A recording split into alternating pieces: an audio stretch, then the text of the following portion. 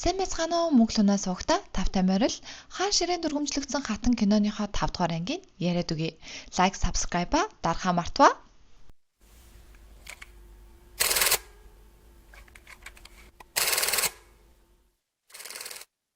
Тэгээд хаан эзэн гуух хэрэггүй. Чи Ёншилыг өөх гэж байгаа юм байна те гэд хатны өвөр дотроос хаантан хутгын сугалж аваад Ёншил дээр очингуудаа чи өөхгүй болохоор битгий санаа зов. Үхсэн юм шиг амьдраарэ гэд Ёншилыг хөвлий тус газар нь хутгаад өрнө. Энэ үйлдэлт нь хатан маань үнэхээр их зочирдон гадаа хүн байна уу хэмээн орилж Ёншилд туслана. Ёншилыг отож үзэн таны амь насанд чинь аюулгүй. Гэхдээ та дахиж хүүхэд гаргах боломжгүй гэхэд Ёншил маш ихээр уйлна. Үүнийг хараад Чирён үнэхээр их багталтайгаар сууна. Манай Вонгён хатан Ёншил дээр очиод чи өөрөө л ийм байдалд орлоо. Нэг ирээр өөрийгөө хэмжсэн чинь энэ гэхэд Ёншил хүүхэд гаргаж чадахгүй татвар юм ямар татвар юм байх юм бэ гэхэд хатан одоо бол чамайг аврах хүн бол чи өөрөө. Тиймээс ухаантай бай гин. Хаантан Чирёны өрөөнд хонон хэмээн хил дуулгана. Түүнийг хүлээж байгаа Чирён дээр хааны ахлах авахаа орж ирснэ. Хааны хүсэж байгаа нэг зүйл бол энэ улсыг удирдах байгаа эрх мэдэлтэн түшмлүүдийг зогсоох. Тэдний гол цөм бол хатан болон хатны гэр бүл. Тиймээс хаан хатан хоёр дайсагнах нь ойлгомжтой. Одоо хааны дэрэгт хатанч байхгүй, Ёншилч байхгүй. Тиймээс танд боломж байна гэхэд Чирён үнэхээр их баярлаад сууж байгаа нь харагдана.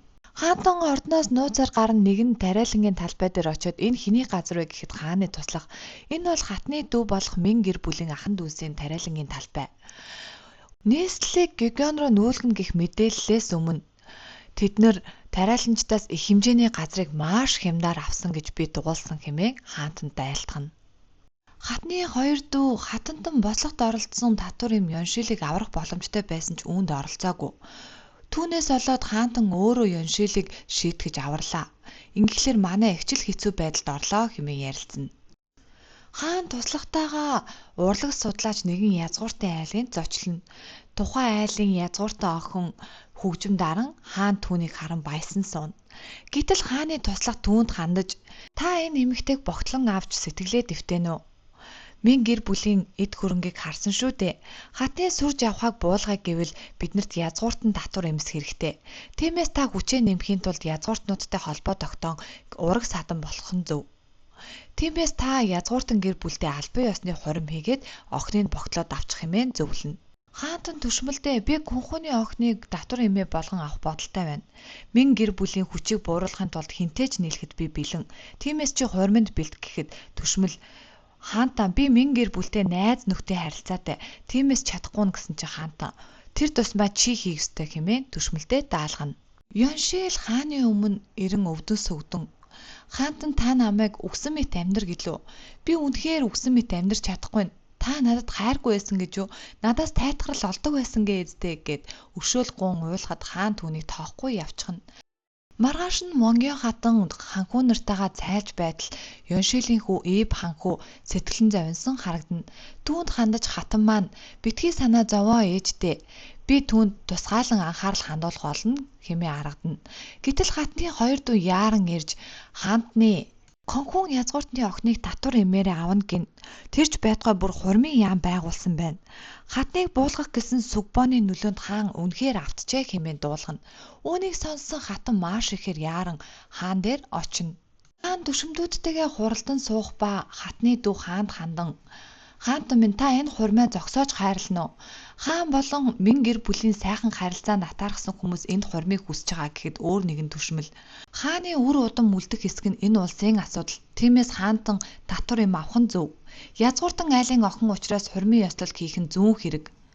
Хаантан эмэс хүүхнүүдээс тайтгарал авах ёстой. Түүнийг хатан өгч чадж байгаа хэрэггүй хэмээн асуухад хатан түүнийг гаднаас нь сонсоод зогсож байна.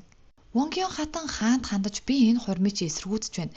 Язгууртан айлын охин хуримхийн ордонд орж ирэх юм бол ард түмэн шинэ хатантай болжээ хэмээн бодно. Тэр эмэгтэй хүү төрүүлвэл дахин цус тулаан эхлэх болно. Тийм учраас би өөрийнхөө хүүхдүүдийг хамгаална хаантан гэхэд хаантан чи миний тушаалыг даахгүй бол миний хайрыг алдна гэхэд хатан би таны хайрыг алдсан ч өөрийгөө алдахгүй. Би гэрлүүгөө явлаа хэмээн гараа явна. Чирён хааны ахлах авхаатай хааны шин татвар юм ямар сул талтай бол ямархуу хүүхэн байх бол Юугаарч дутаж өсөөгүй язгууртан айлын охтуудыг наад чи хүмүүс хамгийн сайн мэддэг. Тиймээс тэр эмэгтэй сул талыг гаргаад ирэхэд л болно хэмээн ярилцсан. Түшмэл конхун язгууртны охиныг хааны татвар юм болох ёслол тун удахгүй болох тул бүх түшмэлийг чин сэтгэлээсээ оролцох тун хэмээн зарлиг уншина. Энэ үед хатантан өөрийн төрлөх гэртээ очсон хатны хоёр дүү хаантны зарлиг айл хэзээний гарсан. Ордны энж конхун язгууртнyd очсон байна лээ. Хаантан яаж танд ингэж хандж байна гэхэд хатан хааны суудлыг орлож чадна гэдэгтээ итгэлтэй байна уу? Итгэлгүй байвал зүгээр чимээгүй бай хэмээн хэлнэ. Хаан санваан дээдтэй суух бөгөөд ах нь хаанд хандаж чи 3 хүү төрүүлсэн хатны нөлөөг бууруулахын тулд язгууртай айлын охтыг татвар эмсээр авлаа гэд хатны нөлөө буух юм шиг байна уу? Чи өөрөө чадахгүй дэ биш хүсэхгүй байгаа учраас л тэр гэж хэлнэ. Маргааш нь болж хаантан хуралдаан дээр суухад үнэхээр бухимдалтай байгааг нь түшмэл нь анзаараад хаантан минь та өөрийнхөө сэтгэлийг сайн ойлгоно уу? Хатанг та авчрах хэрэгтэй хэмээн зөвлөнө. Хаантан хатныг үнэхээр их санан бодгошрон зогсохдоо морь бэлт хэмээн хатны төрлөх гэрт нь очин хатантан минь та хаалгаа нээн үү? Би таныг маш их сансан сэтгэлээр энд ирлээ гэхэд хатантан энэ бүх харилцааг та эхлүүлсэн. Тиймээс яг одоо хурмын яамыг буулгаж өгнө гэхэд хаантан түүнийг зөвшөөрж манай хатан болон хаан хоёр маань эвлэрнэ. Үүрээр хааныг өөрийн биеэр хатныг ордон залган авчирсныг цайдууд мэдээд үнэхээр их санарлана. Гэтэл хатан маань хааныг ятхан энэ бүх зүйлийг хийлгэсэн гүү түшмэлтэй ганцаарчлан уулзан би чиний хичээл зүтгэлийг ойлгож байна. Үнэхээр сайн байлаа. Гэхдээ дахиж ийм юм гарах юм бол би чамайг өршөөхгүй. Өөрийнхөө хэр хэмжээг сайн мэдэж яваарай хэмээн сануулна.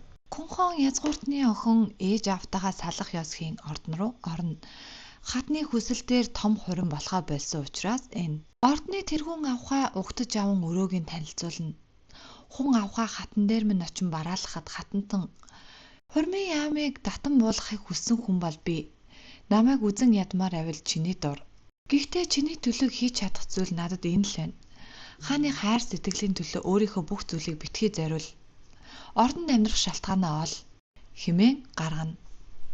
Хун авхаа ордноор зугаалаад явж идэл чирён түүнийг харсан хэрнээ хараагүй мэд зөрөөд явах гэдэл хун авхаа.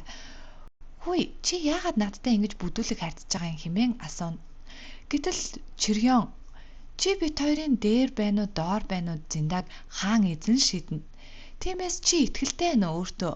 Би бол өөртөө итгэлтэй байна хэмээн маш бүдүүлгээр хэлэх үед нь хаантан тэр хоёрын яриаг сонсон зогсож байна.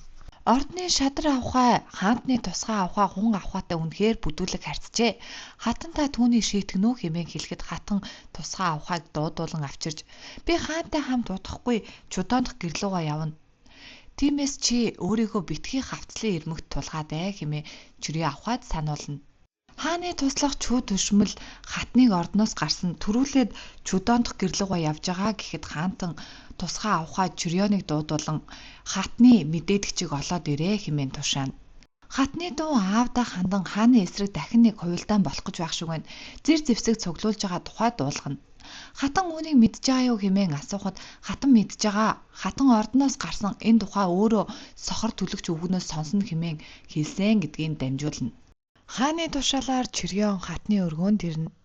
Тэрээр сохор төлөгч өвгнийг харан маш нууцаар дагнуулдана. Сохор төлөгч өвгөн хатанд дум бугимонд удахгүй цэргийн хүч босгож байгаа. Энэ бүхний ард өмнөх хаан Тайсан байгаа. Өмнөх хаан Тайсаны бие сайнгүй байгаа. Тэрээр цэргүүдэд хүчээ харуулсныхаа дараа Вонжун бомбд руу явна гэдгийг дуулгана. Ийхүү тэднийг ярилцаж байхыг чирён нууцаар тагнан харах ба хатан түүнийг анзаарна. Хатны дүү чирёныг барин хатан дээр авчран хүлээлгэж өгнө. Чирён хатнаас уушлалт гуйн хааны тушаалаар энд ирсэн. Хатны нууц мэдээлэгчийг мэдэх даалгавар авсан гэдгээ хэлнэ. Хатан харин түүнийг чи тэгвэл хаанд юу гэж хэлэх чинь хэмээн асуухад чирён би тодорхой зүйл сайн хараагүй гэж хаантанд дамжуулна хэмээн хэлнэ. Гэтэл хатан хэрвээ чи хаантанд энэ тухай айлтгавал би чамайг ордноос хөөнө хэмээн сүрдүүлнэ.